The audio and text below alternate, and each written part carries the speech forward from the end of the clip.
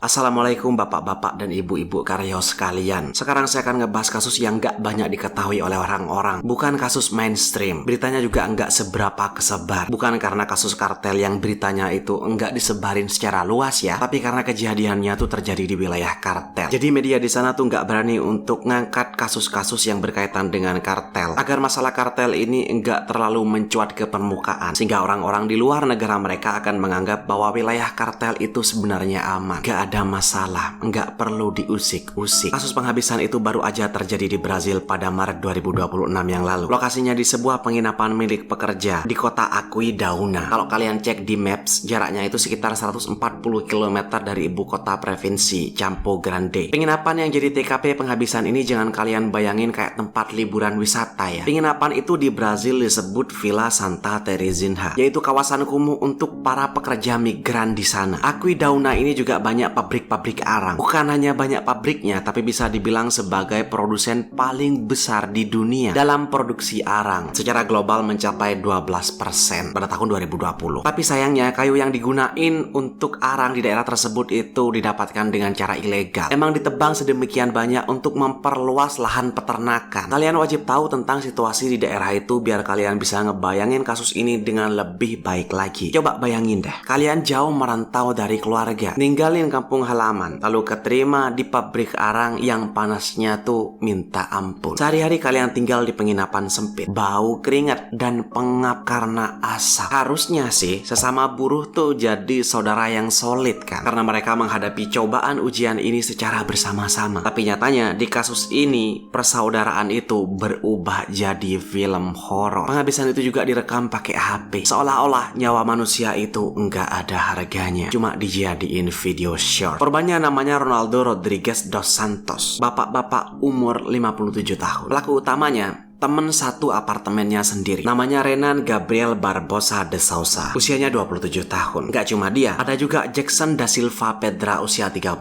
tahun. Jackson ini adalah rekan kerja mereka juga, tapi bukannya dia ini nolongin, malah sibuk ngerekam aksi penghabisan itu pas hari kejadian. Kejadiannya terjadi tanggal 21 Maret 2026, sekitar jam 3 sore di dapur apartemen mereka. Video rekaman itu berdurasi sekitar 30 detik yang sekarang jadi bukti kunci di pengadilan. Di video itu kelihatan banget kalau si pelaku ini menusuk-nusuk korban secara sadis sambil ngeliat ke kamera dan bilang kalau dalam bahasa Indo ini akan jadi contoh. Contoh apa? Emang apa yang dilakuin oleh bapak-bapak itu? Saya akan membahas kronologinya satu persatu, dari latar belakang, motif yang sebenarnya, proses penangkapan, sampai analisis kenapa kasus ini bisa terjadi. Jadi Ronaldo Rodrigues ini adalah pekerja veteran di pabrik arang yang ada di dekat apartemen mereka. Aquidauana ini emang kota kecil yang penduduknya itu berpopulasi sekitar 50.000 orang. Dan emang pusatnya produksi arang untuk dijadiin industri baja. Kerja di sana itu berat. Mereka harus nebang pohon, ngebakar kayu di oven yang panasnya itu bisa sampai tembus 500 derajat Celcius. Terus harus manggul karung yang isinya arang yang sekitar beratnya tuh 50 kg ke atas truk. Tiap hari mereka mandi abu-abu hitam. Abu-abu hitam itu masuk ke paru-paru mereka. Resikonya jelas, penyakit pernapasan sampai kanker paru-paru. Disitulah Ronaldo tinggal bareng Renan dan Jackson. Apartemen mereka ini isinya cuma satu ruangan buat tidur, satu dapur, dan satu kamar mandi. Biaya sewanya murah, sekitar 1-2 juta per bulan. Ini apartemen ya, bukan kos-kosan. Jadi golongannya masih lumayan murah. Bisa dibilang pas banget untuk budget buruh migran. Berdasarkan hasil interogasi polisi, mereka bertiga ini udah tinggal bareng selama 6 bulan. Kerja mereka ini shift-shiftan 12 jam dari pagi subuh sampai maghrib. Libur cuma hari Sabtu dan Minggu. Dinamika di antara mereka ini sebenarnya biasa aja. Ronaldo yang paling tua udah dianggap kayak bapak di sana. Bahkan Ronaldo lah yang juga masak-masak di apartemen itu. Renan yang masih muda sering ngerasa capek, frustasi sama kerjaan fisik yang berat. Sedangkan Jackson orangnya ini lebih ngikut arus aja. Biasanya kalau di apartemen kayak gitu solidaritasnya tuh kuat banget. Tapi kalian harus tahu kalau lingkungannya itu emang rawan konflik. Di sana miras arak tebu itu dijual dengan harga murah dan dijual dengan bebas banget. Ditambah lagi, ganja ilegal itu sering masuk ke daerah itu dari perbatasan Paraguay yang jaraknya hanya sekitar 50 km. Hari-hari mereka biasanya monoton, bangun jam 4 pagi, berangkat kerja sampai badan mereka hitam semua, terus pulang. Malamnya mereka nongkrong di dapur sambil minum arak tebu biar rasa capek mereka ini hilang. Menurut mereka ya. Ronaldo ini sering cerita tentang adiknya di Campo Grande. Renan ngeluh soal pacarnya dan Jackson ini suka bahas bola. Normal banget sampai akhirnya hari Sabtu itu datang. Dan cuman gara-gara seplastik ganja, persahabatan itu berubah jadi pembantaian.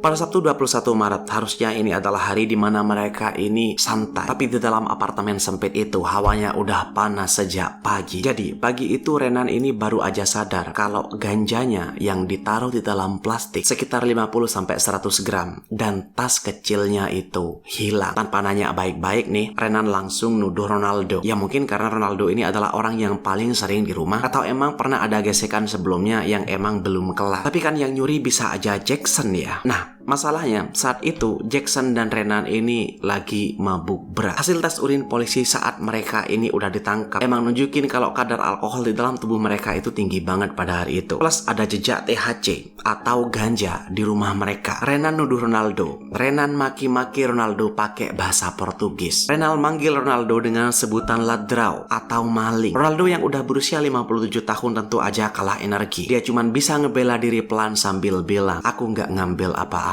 Walaupun udah kerasa mau bentrok ya, Ronaldo ini nggak bisa lari. Ruangan itu sempit banget dan pintu depan udah dikunci. Cuman gara-gara barang yang harganya itu sekitar 60.000 di daerah sana, Renan tega menghabisi sosok yang dianggap ayah di apartemen itu. Renan udah nggak butuh penjelasan lagi. Yang dia butuhin cuma melampiaskan emosinya. Dan Jackson bukannya misahin, dia malah ngerogoh kantongnya dan ngeluarin HP.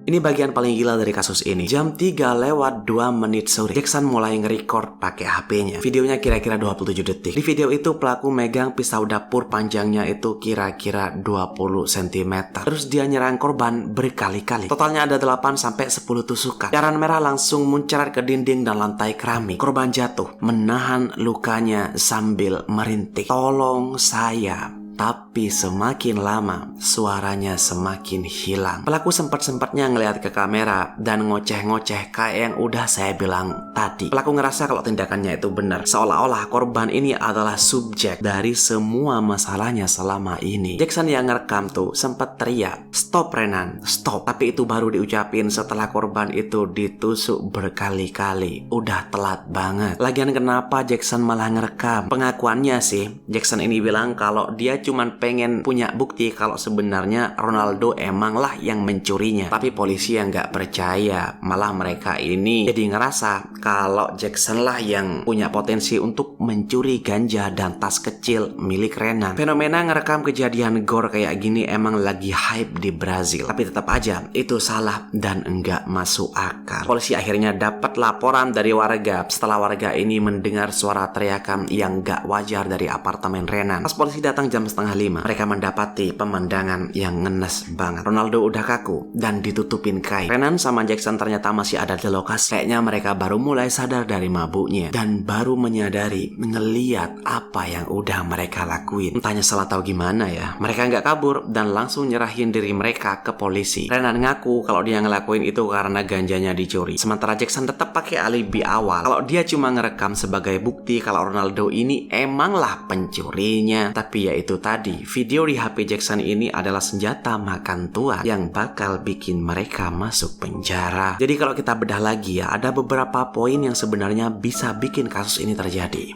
Pertama, pemicunya sepele.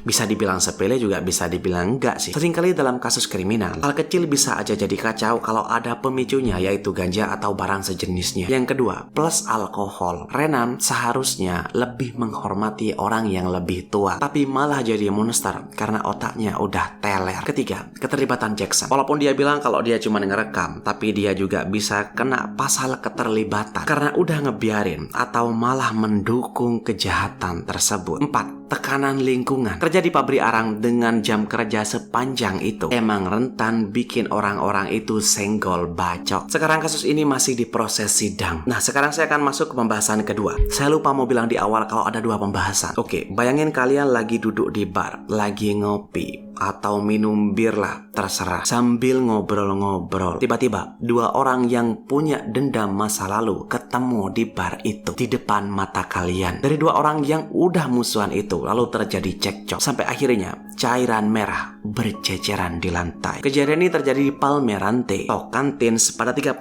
Maret 2026. Baru aja juga terjadi. Korban bernama Idelmar usia 23 tahun yang tewas di tempat. Pelakunya usia 20 tahun yang namanya itu nggak disebutin dimanapun. Jadi Palmerante itu adalah kota kecil di Tocantins, Brasil bagian tengah utara. Bukan Rio de Janeiro atau Sao Paulo yang rame. Ini kota tenang, penduduknya cuman sekitar 10.000 jiwa aja. Banyak sungai, sawah, dan orang-orangnya tuh hidup dengan sederhana. Idelmar dikenal di komunitas lokalnya sebagai pemuda yang biasa aja. Tapi dia punya histori buruk sama 1 orang. Jadi mereka ini udah pernah bentrok sebelumnya. Bukan hari itu doang. Lalu di hari kejadian sekitar jam 8 pagi, bar lokal di Palmerante udah buka. Mungkin sisa ramai pas semalam atau emang udah buka aja. Di situ Idelmar duduk pesan minum. Lalu pintu bar kebuka. Masuk pelaku yang usianya 20 tahun. Nah, di situ pelaku dan Idelmar ini saling ngeliat, mata saling tatap. Suasananya langsung berubah jadi tegang.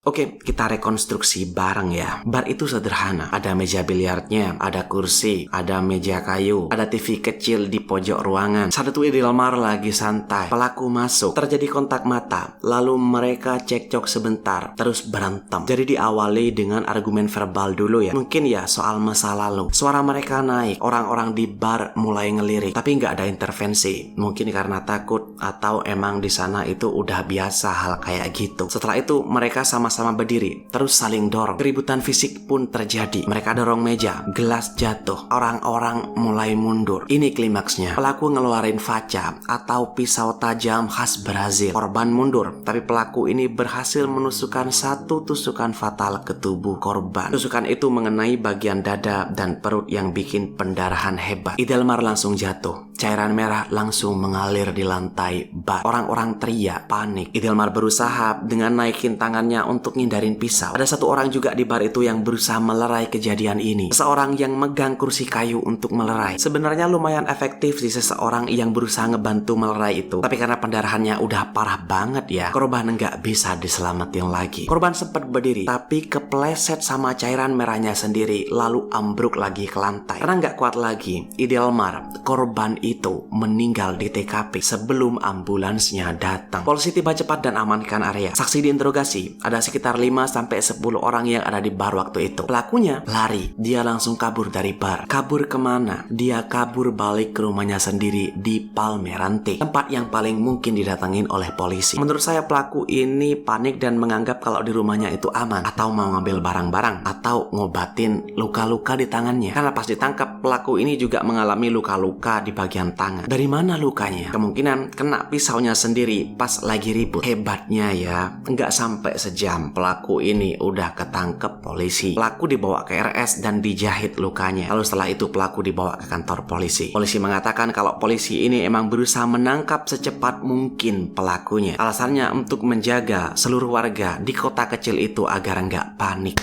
Hebat polisinya. Sekarang ada 1 hal yang bikin penasaran. Kemana senjatanya? Sampai 1 April 2026 polisi belum mendapatkan pisaunya. Apakah pelaku membuangnya di jalan atau disembunyiin? Belum terkonfirmasi. Lalu imbasnya apa? Karena senjatanya gak ada nih. Itu bikin kasusnya lebih panjang. Bukti forensik susah. Tapi bukan gak bisa diadili ya. Lagian video dari kejadian itu ya ada. Udah kuat banget. Yang ngerekam kejadian itu adalah si pemilik bar untuk dijadiin bukti. Tuduhan untuk pelaku adalah lebih cenderung kepada pembunuhan atau pembunuhan berencana. Kecuali pelaku ini bisa ngebuktiin kalau pisau itu emang adalah pisau yang emang biasa dia bawa kemana-mana. Tapi untunglah pisaunya nggak ada. Jadi akhirnya tuntutannya kemungkinan ya pembunuhan berencana. Coba kita zoom out yuk. Brazil punya tingkat penghabisan itu tinggi banget. Pada 2025 aja ada 40.000 kasus penghabisan. Tocantins ini lebih aman dari Bahia atau Rio. Tapi bar fight di sana sering fatal gara-gara senjata kayak pisau atau senpi. kopi ilegal. Oke, Tocantins emang relatif lebih aman atau dianggap lebih aman daripada Rio de Janeiro. Tapi apakah emang seaman itu? Tocantins itu memang kecil, tapi bisa dibilang ya kalau itu adalah titik strategis untuk jalur narko di Brazil, terutama distribusi domestik dan transit internasional. Saya jelasin kenapa wilayah ini jadi jalur panas di dunia kartel. Pertama, Tocantins itu letaknya di tengah-tengah Brazil. Dia berbatasan dengan Amazon yang emang adalah pintu masuk kokain, dan wilayah timurnya